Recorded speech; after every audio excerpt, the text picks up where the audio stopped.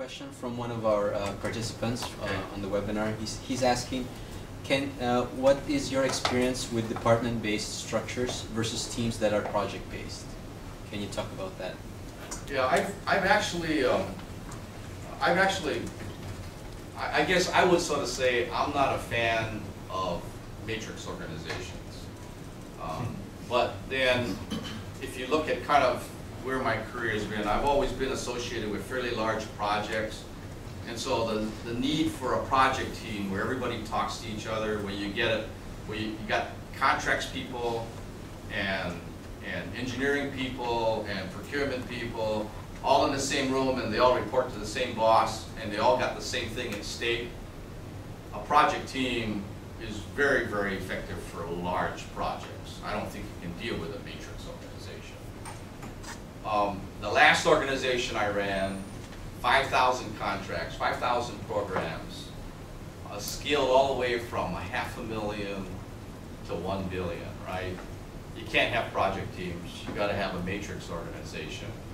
And the real trick in a matrix organization is to make sure that the matrix part, which is engineering, operations, manufacturing, whatever you call it, that they realize that the people who really count, that they're not an entity unto themselves, that they realize that the people who really count are the business people, right? They got to deliver to the customer, they got to sign the contract, they got to make the commitments.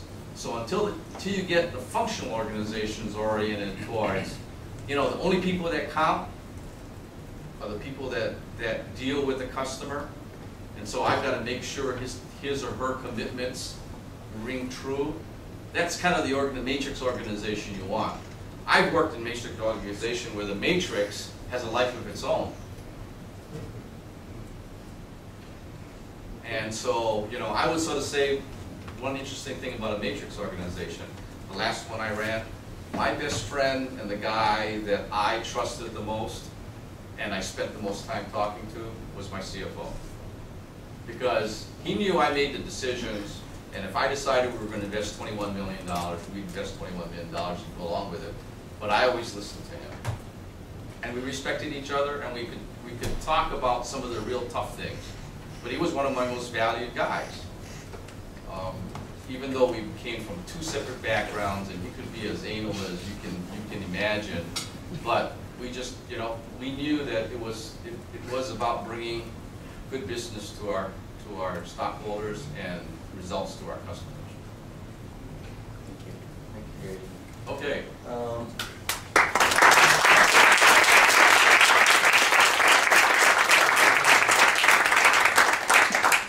don't we take a couple of questions, maybe no more than 3, and see if we can get those answered, and then we'll wrap up and we'll go downstairs.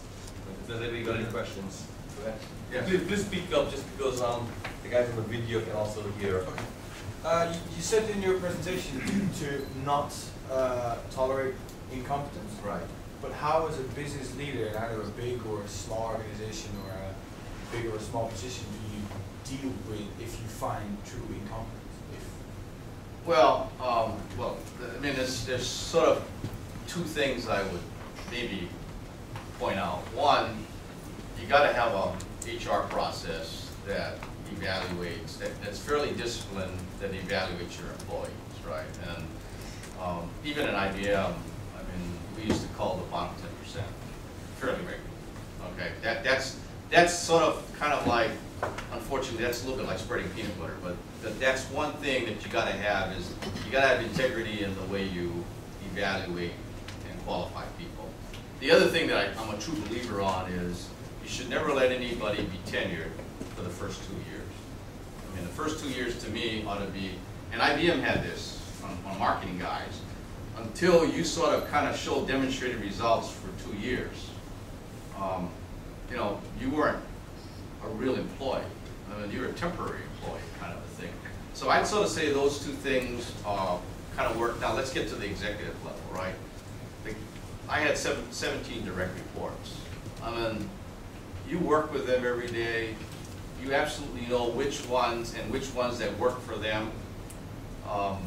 And if you find 1 or 2 executives that really don't fit that don't have either your, by the way, it's not just incompetence, that don't have your agenda, they gotta go.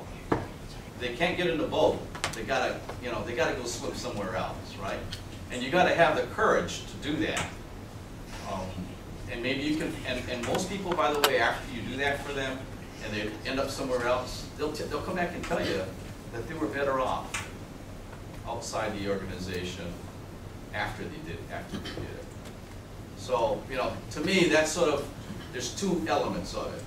You can't tolerate incompetence at the leadership level because that just sort of transcends its way all the way through the organization. And down to the lowest people, they kind of know that you don't mean what you say. So you shouldn't be taking it out on the bottom if you're not willing to take it out at the top. Go ahead. Okay. My question might seem a bit dumb, but how do you overcome the fear of failure at ever larger organizations? Because I hear you started at a 100 million organization, you ended at a 45 billion organization. A loss in a failed project in such a large organization can mean lots of money. How do you overcome that? How do you take risks at such a high level? Well, that's the reason why I sort of talked about the system integration process and the prime contractor process. It isn't all about discipline. You know, for instance, I don't know because I've never looked at the metrics, but I have a technical background. And for the things that my career developed around in the aerospace industry, you need to know a little bit whether something intuitively works technically, right? So the answer, one of the answers, I think, it might not be an answer, one of the things I would say is you got to have some domain experience. You got to know a little bit about something that you're managing. So for instance, I don't think I would do very well kind of running a financial institution. I don't have a, you know, I don't have a degree in economics. I didn't get a master's degree in business. I don't have some of the fundamental intuitive things that I didn't practice there. So I would never take a job at Goldman's. I don't know, I'm an aerospace executive. I grew up that way. And then the last thing I'd sort of say to you is, you know, the desire to succeed and the fear of failure is an overwhelming motivation. Now, I happen to like the first one, which is the desire to succeed will always drive you to 24/7.